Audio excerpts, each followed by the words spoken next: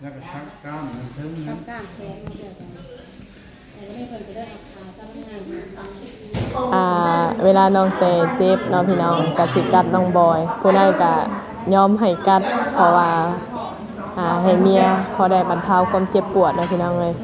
ยาแต่ละมื้อนี่ก็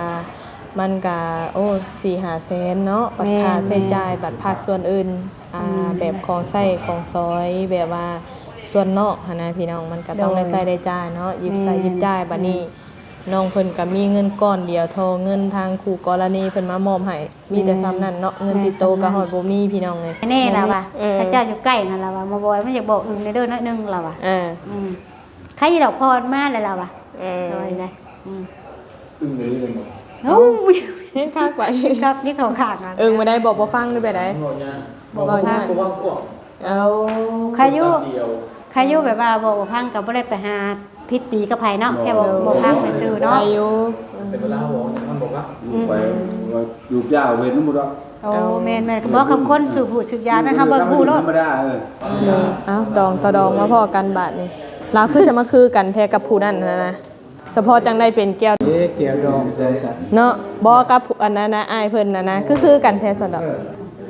เบิ่งเพิ่นก็คือส่งสิแพงเมียนะตำตี้ตำใต้เอวบ่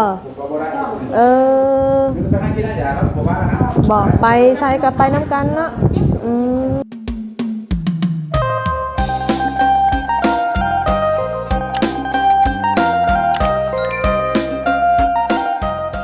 แล้วก็ชักกล้ามมันถึงนะกล้ามแขนมันเดียวกันแต่ไม่เพิ่นจะได้เอาขาซ้ำงานอดเอาหาแล้วล่ะเฮ็ดได้ซะแต่วันนี้ก็คือนี่แหละทำงานคือเพิ่นก็เอากินข้าวเนาะเพิ่นไปกินข้าวเที่ยงเจ้าได้สาระคือบ่ไปกินข้าวกินน้ำเนี่ยกินแล้วบ่คือคำว่าบิดยาแล้วมันเจ็บแล้วบ่ล่ะคำว่ายังซักยาก็ว่าเด็ดยาท่านบ่แต่ว่าเขาอยู่เนาะพอคลิปตัวก่อนถ่ายก็นั่นน่ะน้องเพิ่นมันยืมยาท่านน้องก็ว่าบ่ได้เจ็บหลังจากที่ว่าเดี๋ยวยาก็ออกฤทธิ์แล้วล่ะอดเอาเพราะว่าเพิ่นซักยาได้เพิ่นเขียนลงไว้เอาเลือดเจาะเลือดนะบ่ฮะคือสมมุติว่าเพิ่นจะตรวจเพิ่นก็มาเจาะของเก่าสิได้เพิ่นมาเจาะใหม่เลยพอเพิ่นพูดเส้นเลือดได้เนาะเจาะใหม่เลยเฮาก็หาเส้นเลือดอีก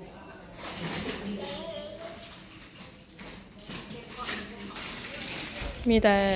หอยซ้ำแล้วเนาะบอลเพิ่นสิหือฉีดยาแล้วอดเอา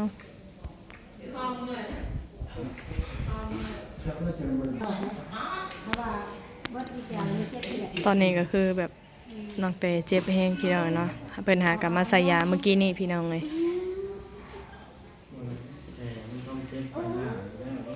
มันเป็นแบบว่ามันข้างในเนาะมันอันนี้อยู่แล้วเลย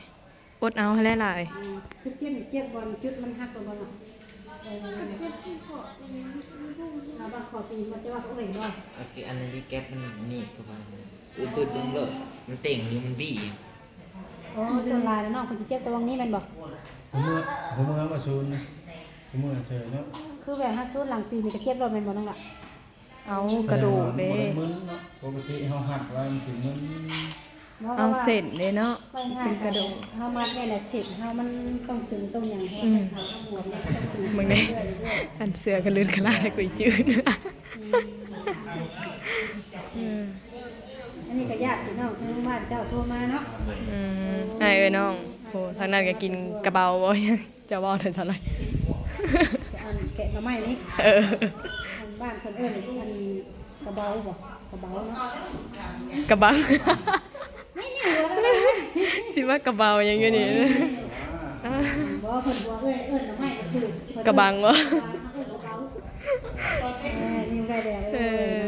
อ้าวก็มียิ้มมีหัวแน่เนาะบัดเช้าไปบัดเฮงกระเตกเข้าอ้าวสิออนตั้งคืนว่านี่น้องเพิ่นอาจจะว่าดีใจเรื่องของแม่เพื่อว่าโรคของแม่นะเบิ่งกันต่อไปได้หลายเวลาเจ็บเบิ่งรถแขนป่วยจังได๋บ่ว่าแต่แขนยิกบ่สั่งเบิ่นแล้วอ๋อตะใช้มึงดูหาล่ะโอ้สิเจ็บอ๋อ นักแห้งอีหลี เวลาเราเจ็บก็สิเอาแขนหัวมากันเพราะว่ามันเท่ากันมาละ ใครยุผัวยังบรรเทาให้ได้เนาะ กัดกับแบบว่าได้ว่ากัดแห้งๆเอาพอมีแห้งนะ มีแฮงได้หอยเขียวเต็มกระชากอยู่ เสียหัวเป็นขังใช่ไหม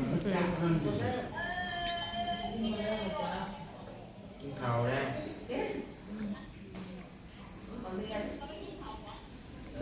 กินน้ำบ่ละเอาน้ำให้น้องกินได้ไหมจะกินลายได้ไหมกินลายได้ไหมเข้าไปเห็นเลยเข้าไปเห็นหลายเป็นกินลายเป็นให้กินได้เยอะนะเป็นให้กินที่ได้นอนแต่ว่าตอนทอดมือตั้งมือข้าวมันจะได้อดหลายมื้อได้กัน โอ้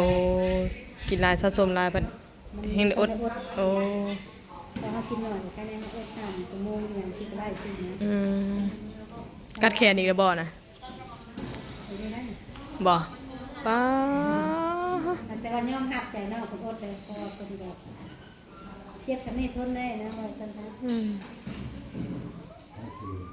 เพราะว่าน้องไปเจ็บเลยน้องไปเจ็บขาแล้วคำว่าห้ามบอนิ่งไว้แล้วยันน้องคนกัดดิ้นเนาะก็คือความหมายของน้องคนก็ชิยืนแขนกัดนะ กัดเพราะว่าแล้วก็ปล่อยบ่ เพราะว่าแขนเพราะว่าเขาเจ็บขาปล่อยสิ เนาะข่อยก็หากระหู้นี่ได้ข่อยก็ได้ เวลาเจ็บเลยเขาว่าเขาบอกแขนกัดแต่ไม่ยันน้องนิ่ม โอ้ครบเจ้าของเนาะก็ว่าแล้วกัดแขวกัดคางไปได้เนาะความเจ็บอ่ะนะ ชาวปีครบแล้วเนาะเราจะครบกี่ชุดเลยเนี่ยจะครบอีกเลยอันนั้นน้องบอยก็เลยว่าสาระแคปเสือก่อนหรือว่ากัดนักชีพเองไปก่อนสินะแต่น้องคนชาวเจ็บน้องไม่ทำเลยครับ ว่าเบิ่งลาก็คือสิหักสิแพงเมียได้ดากันเนาะพอน้องคนน้องคนนี้เคยมีแฟนเคยมีเมียสินะคนนี้ก็ดีนะเขาเลยนะก็เลยมีความผูกพันนะคะเนาะ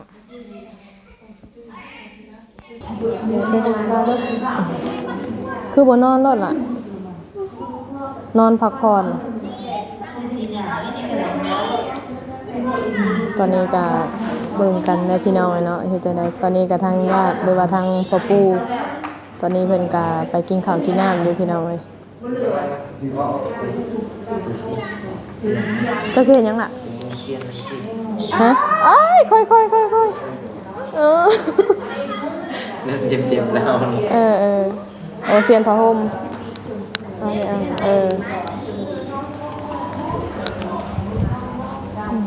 นอนแล้วล่ะจอนน่ะนอนแล้ว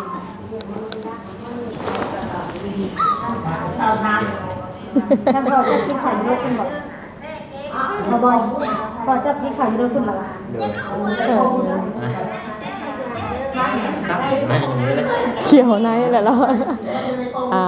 เวลาน้องเตเจ็บเนาะพี่น้องก็สิกัดน้องบอยผู้ใดก็ยอมให้กัดเพราะว่า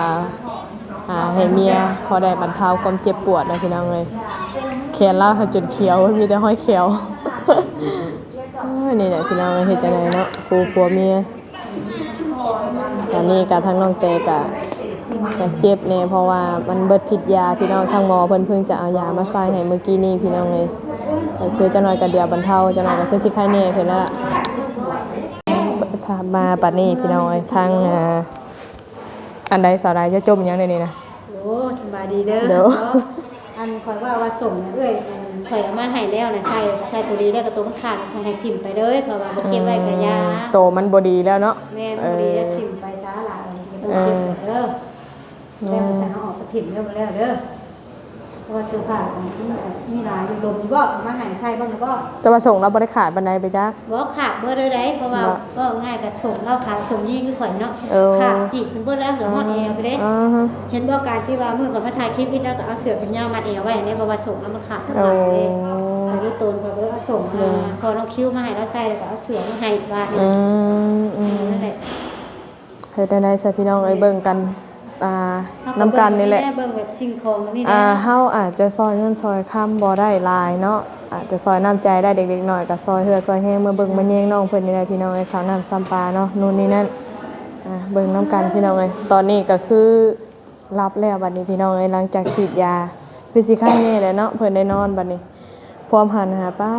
กัดแขนผัวจนซ้ำเบิดบ่กล้าได้จักแพ้พร้อมหันน่ะฮะ ได้อยู่ หลายอยู่ว่าซั่นเนาะก็คือทางน้องเพิ่นนี่เจ็บแฮงก็ต้องได้กัดแขนพัวพี่น้องเลยเนาะพอได้บรรเทาอาการปวดเพราะว่าแล้วก็ยาไปเมื่อกี้นี่คือเห็นนอนนํกันไปได้คือตื่นนะบัดนี้เจ้าคือบ่นอนพักแน่ล่ะพร้อมญาติพี่น้องเพิ่นมาหลายคนน่ะ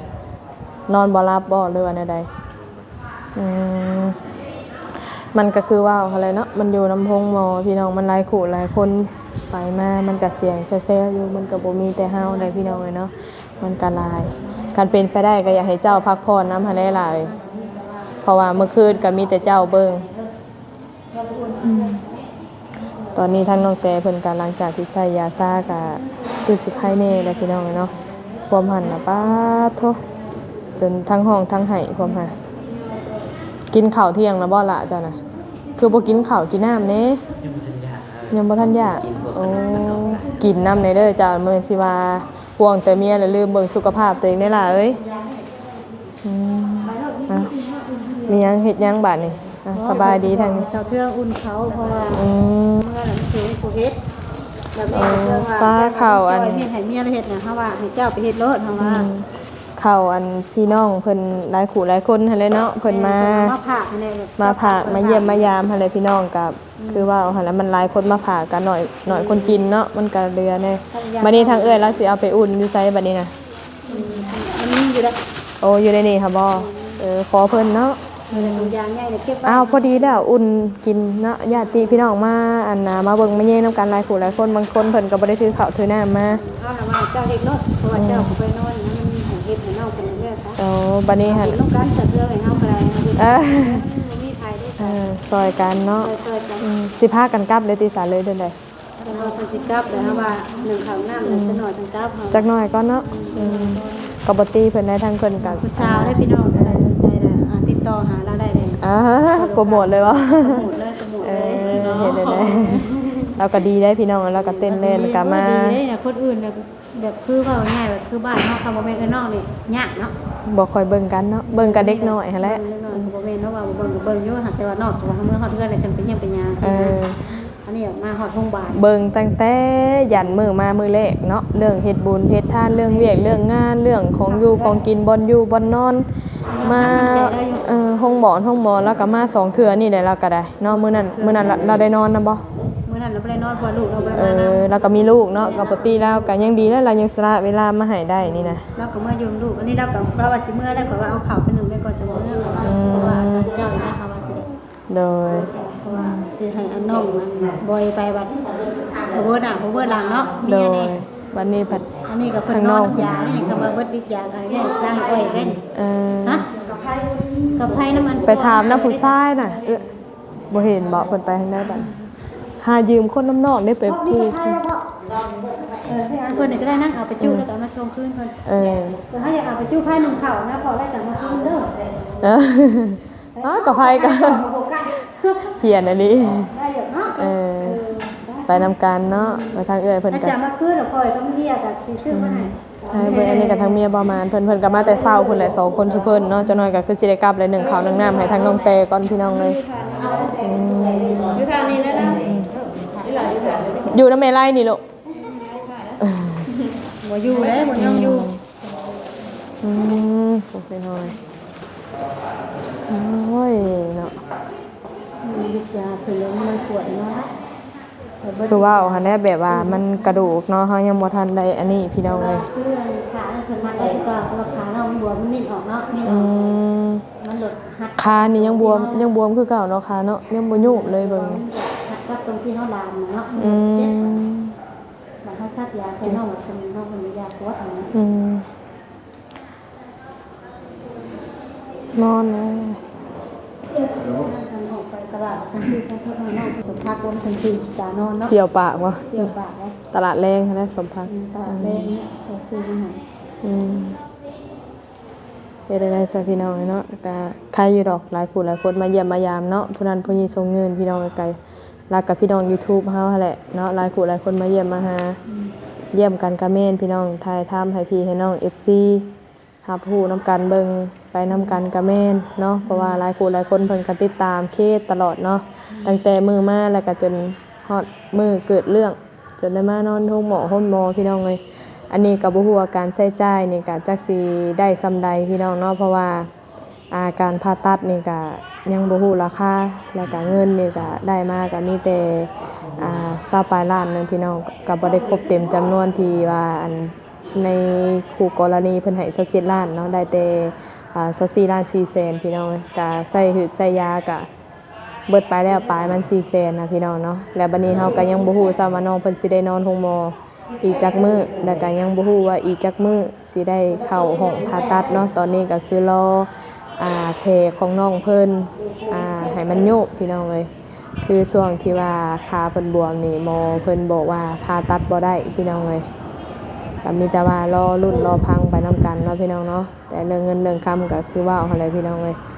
ก็บ่ฮู้ว่าสิพอหรือบ่พอพี่น้องเนาะคันว่าอยู่หลายมื้อนี่ก็อาจจะบ่พอเนาะสไลด์จะว่าบ่บ่พอแน่นอนเพราะว่าเงิน20ปลายล้านนี่มันก็การใช้จ่ายก็หลายบางอย่างก็คือว่าเพิ่นผ่าตัดนี่เนาะเพิ่นก็เอาไปคือปลายมันคือไปเอายาคือน้องเพิ่นไปเอายาคือนี่แม่นบ่โดยปลายเพิ่นก็ไปได้400,000เนาะแล้วก็ยังเหลือ24ล้านแล้วนี่4ล้านนี่ก็นับแต่มื้อนี้มื้ออื่นไปน้องต้องได้ใช้อยู่แล้วแม่นบ่จักหน่อยบัดนี้ค่านู่นค่านี่นะค่าเฮือดค่ายาแต่ละมื้อนี่ก็มันก็โอ้ 4-5 แสนเนาะบัดค่าใช้จ่ายบัดภาคส่วนอื่นแบบของใช้ของซอยแบบว่าส่วนนอกหั่นนะพี่น้องมันก็ต้องได้ใช้ได้จ่ายเนาะหยิบใช้หยิบจ่ายบัดนี้น้องเพิ่นก็มีเงินก้อนเดียวเท่าเงินทางคู่กรณีเพิ่นมามอบให้มีแต่ซ้ำนั้นเนาะเงินติดโตก็ฮอดบ่มีพี่น้องเอ้ยบ่มีแล้วบัดนี้ก็คือน้องเพิ่นนี่ก็เพื่อสิได้พามันก็ต้องใช้เวลาหลายมื้อโดยจักสิเป็นมื้อใดเฮาก็ยังบ่ให้คำตอบตัวนี้เนาะโดยแล้วบัดนี้ก็บัดหลังจากที่ว่าก่อนสิได้ไปพาเพิ่นก็ต้องได้ไปซักยาบรรเทาเจ็บโดยตลอดวันนี้แหละก็คือหลังจากที่ว่าคำมือได้เข้าไปผ่าตัดเนาะออกมาเขาก็ต้องใส่ยาใส่หยังมาปัวเพปัวยังอีกนะการใช้จ่ายหลายพี่น้องไอ้เนาะก็จักสิไว้หลายเฮาก็มีแต่เป็นกระบอกเสียงให้น้องเพิ่นนั่นแหละถ้าคนใดแบบว่าอินดูสงสารเนาะอยากสมทบช่วยเรื่องการหืดการยาอีหยังนี่ก็สมทบได้พี่น้องหน่อยได้ก็บ่ว่าเนาะเฮาก็ขอแต่ว่าเนาะบัดนี้ทางน้องเพิ่นนี่ก็บ่มีหยังดีได้พี่น้องเลยเนาะก็คือทุกคนติดตามผ่านมาแหละเนาะเป็นครอบครัวที่ว่าตกทุกข์และยากขาดเกินเนาะบัดนี้มาอยู่น้ำลูกน้ำพัวก็หากะใครแน่เนาะมีบนรักบนเพิงบนอีกเนาะเพราะว่าเพิ่นไปอยู่น้ำผัวนี่ก็ค่ะเพิ่นแบบว่ามาอยู่น้ำผัวนี่ก็แบบมีการมีงานเฮ็ดแบบหาเงินเลี้ยงปากเลี้ยงท้องนะโดยเพื่อสิมาเฮ็ดบุญอีกอย่างน้ำเมกับเมนแล้วก็มื้อนี้บัดมาเกิดเรื่องมื้อนี้บัดยังเบิดเลยนะพี่น้องเอ้ยคันว่าเงินค้ำก็ยากเลยพี่น้องเนาะจักสิเอามาแต่ใส่แหละตอนนี้ก็มีแต่ว่าพังเบิ่งในการใช้จ่ายเนาะถ้าว่าเบิดก้อนตัวนี้ก็หาทางออกบ่พอคือเก่าหั่นแหละบัดนี้ก็มีแต่คือทางไปรักษาอยู่บ้านพุ่นแหละก็ว่ามันเบิดเงินแบบบ่มีแบบการเดินต่อก็มีแต่ว่า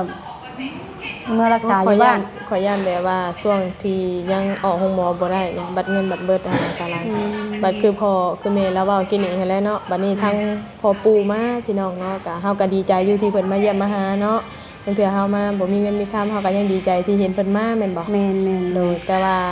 คือทางแม่แล้วเว้าหั่นแหละในก็มาก็ยืมเงินใช้น้ำมันรถมาแล้วว่าโดยเพราะว่าทั้งแม่แล้วก็บ่มีเด้ทั้งครอบครัวอันของน้องนี่ก็จักสิแบบไรเนาะกันยังดีที่ว่าตอนนี้ก็ญาติพี่น้องทั้งผัวเพิ่นมานำเนาะมากับเพิ่นก็สิได้กลับได้พี่น้องเอ้ยกันอยู่แต่พ่อปู่เนาะอยู่แต่พ่อปู่เป็นหมู่กันโดยเป็นหมู่น้องบอยเพิ่นแหละโดยแล้วก็ผู้นั้นก็พ่อทั้งเมียอันนี้ก็พ่อทั้งผัวแม่นโดยมาให้กำลังใจลูกไผ่ลูกชายนี่เพราะว่ามันซอยหยังบ่ได้มีแต่ซอยมาเบิ่งแล้วก็เป็นกำลังใจเบิดเท่านั้นแหละได้คันว่าเรื่องเจ็บเรื่องเป็นนี่พี่น้องเอ้ยซอยก็ซอยได้แต่เบิ่งแต่แยงแต่หูแต่ตาเนาะคันคือว่าเรื่องหาบเรื่องค้อนยังว่าสิแบ่งกันหาบเนาะแม่ซอยกันได้ตัวน่ะคือว่าเงินค้ำก็คือว่าอะไรพี่น้องเอ้ยก็ซอยตามกำลังทรัพย์เฮาแหละเฮาก็แม่นอันนี้ก็ยังสิออกไปตลาดไปซื้อแฟนเฟิร์สให้เพิ่นอยู่พี่น้องเพราะว่าทั้งน้องเตนี่ใส่น้ำเกลือเนาะมันก็ต้องได้ทายเบาแบบนี้นะแพนเพิ่นนี่ก็ป้าบ่ได้เนาะเพราะว่าเพิ่นลุกขึ้นลุกลงบ่ได้นะต้องนอนอยู่บนเก่าตลอดเมื่อกี้นี่ก็กลุ่มใช้เพิ่นให้เพิ่นก็ไล่อยู่ส่วนนึงส่วนทั้งขาหักนี่ก็เฮาย่อบ่ได้มีแต่กะว่าเอามันบิดน้อยนึงได้พอนะเฮาก็บ่อยากต้องแฮงเนาะยันน้องเพิ่นเจ็บนะย่านหั่นแหละแม่นเป็นยังไง อันนี้บ่ แล้วเกิดอุบัติเหตุรถต่ำ รถต่ำขาหัก ขาหักรถโตนเพิ่นในย่างครอบครัวเพิ่นทุกข์เลยเพราะว่ามีภัยแบบทั้งผู้รักผู้ใหญ่เพิ่นซอยสินะ เลย ก็เลยมาซอยเรือเพิ่นแบบถ่ายทำให้ผู้ใหญ่ประเทศแบบนี้หั้นนะ นอนนำกันให้พี่น้อง ต่ำอยู่แก่งเฮ็ด แกงเฮ็ด อยู่เมืองไซบุรีพุ่น เป็นจังไดเนาะพอกินข้าวกินน้ำแล้วบ่ กินเลย อิ่มอยู่บ่พ่ออิ่ม เอานั่งแล้วได้พอให้นั่งนี่ได้ก็ได้นี่ มันก็ได้ปลดลงได้บ่ปลดลงบังคับปลดให้นะ เบิ่งให้ละในสาลาย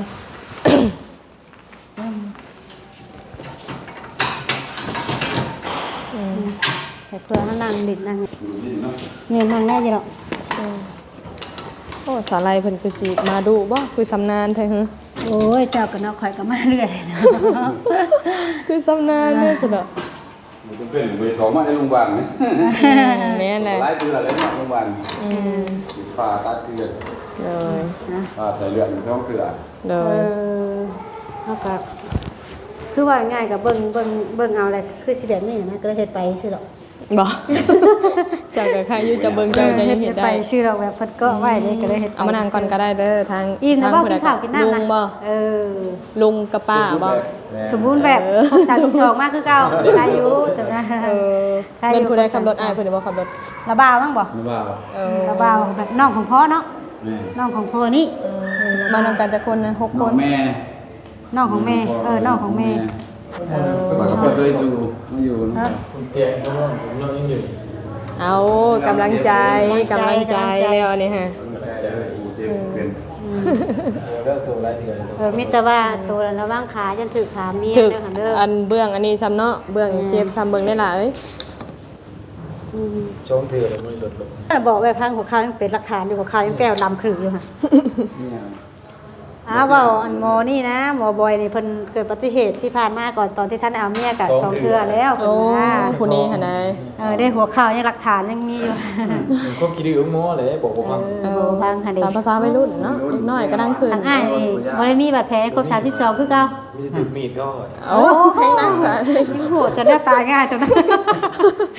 บ่หยอกเด้อบ่หยอกเด้อบ่หยอกกันคือเจ้าน่ะเป็นพ่อ ปู่ทวด ปู่ทวดปู่ทวดทั้งนี้เป็นพ่อเจ้าว่าคือพ่อของทั้งเมีย พอทำเนี่ย พ่อทั้งเมียเนาะเออ คือ เจ้าน่ะเป็นเคยลูกเคย มากับปะเถา มากับเรา ทางคุณนายสายเป็นป้าบ่ เป็นป้าเป็นเมียของเจ้าที่เนาะ โอ้เด้อ เมียของอ้าย นอนน้ำหลายพอนอนบ่เรือเบิ่งโทรศัพท์ มื้อนี้ได้ยินบ่อันแม่ตัวคุยกับเต็งกันนี่นะ อืม แล้วมาบอกให้แน่สาไลเอ้ยเราบ่อยแล้วมันอยากบอกอึ้งเราอ่ะ อุ้ยตายฮะ บอกให้แน่เราอ่ะ เออ ถ้าเจ้าอยู่ใกล้นั่นเราอ่ะมาบ่อยมันอยากบอกอึ้งในเด้อน้อยนึงเราอ่ะ ใครจะดอกพรมาเลยเราอ่ะ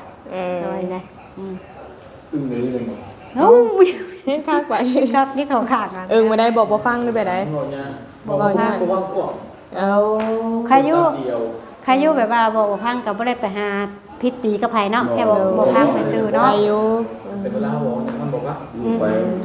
อยู่ยาวเว้นน้ำมัน โอ้แม่นๆก็บอกคำคนสูบหูสูบยานะคะเบิ่งผู้โลด ธรรมดากับใครอยู่เนาะแบบว่า คำคนสูบยาแบบแนวบ่ดีเฮาเบิ่งผิวมันจะค้ำๆดำอันนี้ผิวมันใสดีได้งามอยู่ เราเบี้ยวกินอยู่เล็กๆมามันบ่น งานกินเวลาเป็นงานเนาะเอาซั่นๆบ่มีไผดอกที่ว่าบ่กินมันกินอยู่ได้กินเวลาเป็นงานเนาะพ่อ ตามภาษาสังคมทุกมื้อนี่เนาะ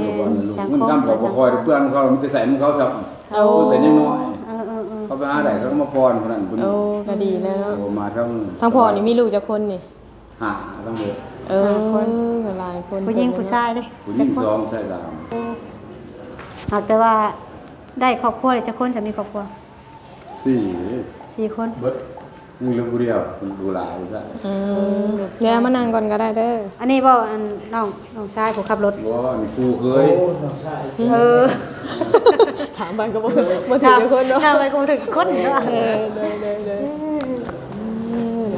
ลายคน เมื่อฟ้าได้บัน ทั้งเพิ่นก็สิ เมื่อนะ ลูกมาได้ไหมลูก ฟ้าได้บัน ห้ามลูกมาเว้านํพอตู้พอถามก่อนลูกล่ะลูกมาเว้านํเพิ่นก่อนลูก ลูกมาก นอนแล้วบ่ได้นอนนานแล้ว บ่เจ็บให้เมื่อกี้นี่แล้วก็จะว่าได้นอนน่ะ ว่ามันเจ็บกระดูกเนาะกระดูกมันเจ็บมันกัดกันกุดๆอยู่แล้วเนาะ หมอเป็นว่าสิยากเนาะ หมอมันเพิ่งมาซื้อยาให้ โอ้ย มัน ผ กิน มหันนะเนาะจนบ่ได้อันนั้นเลย มันสิยาก ผัวได้แผลได้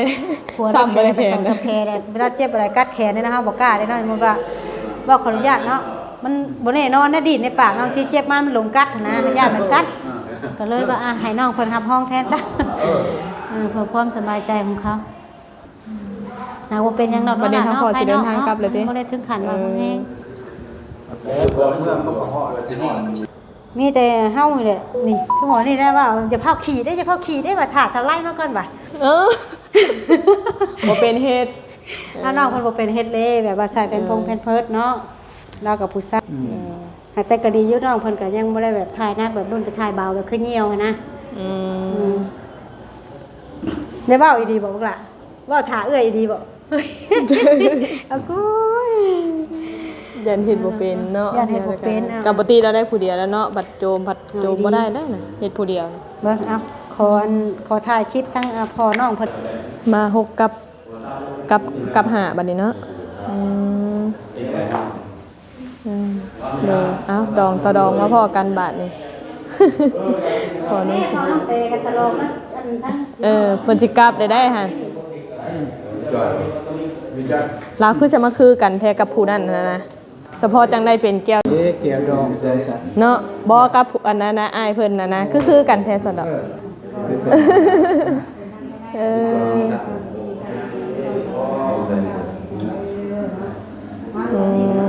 เพิ่นก็ลงกันไปพี่น้องเอ้ยตอนนี้เพิ่นก็สิได้พากันกลับแล้วพี่น้องเอ้ย ไปเหมือนกัน เอาแบบเขาวไม้ปลามันกับแม่นเนาะความหักอันนี้กับแม่นพี่น้องเอ้ย ทำไมปลามันก็จะว่า หาเบิ่งเพิ่นก็คือส่งสิแพงเมียได้ตำตี้ตำใต้เอว เบิดทันเลย เอาเดี๋ยวก็ยอกเลย บ่ ก็บ่ได้ เออ มันไปให้กินอาหารครับบ่ว่านะ บ่ไปใส่กับไปน้ำกันเนาะดีแล้วลูกเต้าหักแพงกันเลยเพราะคือผู้บางคู่กับแม่นอยู่ผัวเมียหักกะมันก็แบบนึงเนาะพ่อเนาะบางคนก็เนาะ กระดูกก็ทำกันที่สีนี่ วัน มัน อ่าน จะ หลายคนเนาะสมบูรณ์ ทาน ไว้ที่เอาในมาให้คนมาเสียนี่คือ เอออืม คนรู้เป็นวันว่า พายุเลยเนาะมาตามของโอนเนี่ยไปในอุ่นใจเนี้ยมันเนาะ ใกล้ก็ไม่ได้มาก ได้ความเจ็บความเป็นเนาะพ่อเนาะมันเลือกบ่ได้ได้ตัวนี้เออ เดือนไหนตอนนี้แหละ เนาะเป็นกับโซเล่กับไอ้เพิ่นพี่น้องตกใจแล้วเนาะเป็นข่าวว่ารถชนอืม โตน้ำเลอะอยู่ อืม ตรงนี้เดือนห้าขนาดเลย เอาโอ้ลูกชายหล่าบ่พ่อ บ่ที่ตุลา เออลูกกุหลาบ บางคนบ่เป็นอันนั้น อืมพี่น้องกันเนาะ และสิว่า แต่วันนี้ แล้วว่าเห็นนั่น ถ้าง่ายก็ป้าก็ประตูก็มาบ่าวเสมอ บ้าผู้เดียว บ้านผู้เดียวแล้วสิอยู่นั่นแหละ มาปูอยู่นะ ใครดอกพี่น้องเว้ย วันนี้เดี๋ยวนอนนะโอ้ยจะคือเก็บขาดเป็นดอกที่ว่าหายนอก ต้องบ้านเดียวกันอยู่อย่าง บ้านเดียว โอ้ อยู่บ้านเดียวกันติด ก็ยันบ้านขอยันบ้านเดียวเขา แม่นบ่ ฮะ โอ้คนบ้านเดียวกัน ไปมาไปมาจักกันเสีย เออเฉพาะจังได้เป็นแก้วดองสองสั้นเนาะเออ โลกมันกลมอยู่ว่าเลย บุญได้พ่อเอ้ยคันโมเมนต์บุญน่ะบ่ได้อันไปพ่อไปพบกันได้เออ พอเป็นหนึ่งคนเดียวแล้วแม่ข่อย โอ้โอ้ เดี๋ยวเอากันเนาะ เออบัดไปมาแล้วก็ฮู้จักกันพี่น้องเอ้ยเนาะคันมาอยู่ทางไกล โอ้คนนั้นแม่นเขาเนาะ เจ็บแต่ของเรา แล้วว่า แต่ใครของเราก็โอ้บัดนี้ บัดนี้ ป้ากับลุงเด้อกับระบ่าวกับปู่ทวดเป็นสิเมื่อคือมีแต่ปู่ได้นอนนำบัดนี้เด้อ อ่า เออ เพราะว่าเพิ่นก็เฮ็ดได้ซะเพิ่นครอบครัวเพิ่นก็มีภาระอยู่บ้า ทาน งไกลเนาะ ใช่ได้ซะ เออ หรือว่าป้าบ่นอนนำเป็นยิ่งเฮ็ดหยังสะดวกเนาะให้ครอบครัวในเมื่อ ผัวเราก็บ่ยอมแล้วเนาะ เนาะว่าให้เมียนอนนี่บ่นอนน้องไข่ฮะบ่ให้นอน เออบ่ได้ว่ะเอากำลังใจเราเจ้าก็สร้างเว้าเนาะ ไม่ว่านำกันเมื่อเพิ่นนำกันแล้ว เอ้า อยู่บัดซองซั่นล่ะ มาอยู่บ่ซ้อแห่งบ่อยู่ อ้าวให้ค่าเขาสบาย อยู่บัดซองยังบ่อยู่ อยู่อย่างไรบ่อยู่ไปดอกไม้ว่า เออกับบ่ตีเพิ่นเนาะก็ว่าหยอกกันพี่น้องเอ้ย เด้อสามีก็ โอ้โอ้เห็นไกลกว่ากระเพาะอีกบ่เออคิดว่าอยู่เนาะใกล้ๆกันบ่แม่นเนาะ ใกล้เติม เออปากเซอ่ะบัดพ่อเนี่ยอยู่สารวันบ่ บ่อยู่ไกลน้ำบ่งนี้ เอ เมื่อ อ กระถางซ้อมไปนี่ เมื่อกี้นี่แหละ เด้อ เรื่อยสิได้ออกไปแล้วสิไปซื้อให้เพิ่นบ่แม่นให้เด้อเด้อ อืม บัดเว้าขออนุญาตเนาะพี่น้องถูกต้องขึ้นบัดกดขี่กดเหนียวซั่นซะ พอได้มีแพมเพิร์ส พอมีเป็นเพิ่นใส่ก็เอื้อยก็ช่วยได้ตัวแบบชิดของเส้นนอนนี่แหละเด้อช่วยคือแบบคือแม่เฒ่าทวดตัวว่าวเอื้อยรับบ่ได้เด้อตัวน่ะรัดพิเศษตัวนั้นตัวนั้นได้ เออ อยากกินน้ำอีกเลย มากินในอากาศเย็นแล้วคอแห้งกินน้ำเลยเอา ว่าไปยามาซักยา อืมปลาซาบาเนกาทั้งสามมุกดาก็สิได้กลับคือกันเลยพี่น้องเอ้ยบัดนี้สิได้กลับป่าได้น้องแต่เด้อเศร้าไว้ๆเบิ่งกันให้หลายๆให้เศร้าให้ดีไว้ลมหั่นแหละทั้งพ่อกลับกับเบิ่งเด้อเนาะขับรถขับล่างไปฮอดตลอดปลอดภัยโอ้อยู่พุ่นสะเพอรถนะเพิ่นอายกล้อง ว่าผู้เพิ่นสิเดินทางกลับก็เดินทางด้วยความตลอดปลอดภัยเด้อพ่อเด้อเนาะคอยไปคอยมาให้ได้ลมซ้ำอยู่ดีไม่แห้งอะไรพ่อเอ้ยทางลูกก็เลยทางลูกก็สิได้กลับคือกันแล้วบัดนี้สำหรับนั้นก็ผู้ใดเป็นมื้ออื่นผู้ใดแล้วมาเยี่ยมมาหาเพิ่นใหม่ เด้อเด้อ เมื่อเกียรติงานไปกัน เด้อสาบัดนี้พี่น้องเอ้ยโอเคสาพี่น้องเนาะมีแต่ว่าสำหรับที่นี่ทางสามมุกดาก็สิได้เดินทางกลับก่อนบัดนี้พี่น้องเนาะก็มีแต่ว่ามื้ออื่นเพิ่นแหละค่ะมาเยี่ยมมาหาน้องใหม่ก็เฮ็ดได้พี่น้องเนาะแบบว่าคือไปหาน้องเพิ่นตั้งแต่เริ่มแรกเนาะพี่น้องเนาะสภาพก็อยากสะท้อนนะกับพอมาเกิดเรื่องกันแล้วกับบ่เป็นป้าเป็นถิ่มนะพี่น้องเนาะเฮาซอยเงินซอยคำบ่ได้ก็ซอยเบิ่งซอยแยงสิ่งของหรือว่าเหือแห้งเนาะมาเบิ่งมาแยงกันพอได้ไทยได้ทำกันให้หลายพี่น้องเนาะก็คิดเห็นทางน้องเพิ่นเองก็บ่มีไผหรือว่าอันนี้พี่น้องก็ตอนนี้ก็ใครแน่แต่ว่าทางพอน้องแต่เพิ่นก็มาแล้วพี่น้องพอได้มีคนปากคนเว้าแน่บัดนี้พี่น้องตอนนั้นแฮงบ่มีผู้ใดเลยเนาะอาศัยญาติเพิ่นผู้อยู่ใกล้นี่ก็คือสิบ่ได้มาแล้วว่าซั่นพี่น้องเอ้ยมีแต่ว่าสำหรับคลิปนี้ก็ขอขอบใจ FC เบิดสุขุสุคนเด้อพี่น้องเด้อที่เข้ามาให้กำลังใจติดตามรับชมรับฟังเบิ่งคลิปเบิ่งโฆษณาให้เนาะถ้าว่าผิดพลาดประการใดก็ต้องกราบขอโทษขออภัยหลายๆเด้อพ่อแม่พี่น้องเอ้ยสำหรับคลิปนี้สาวมุกดาขอลาไปก่อนเด้อสบายดี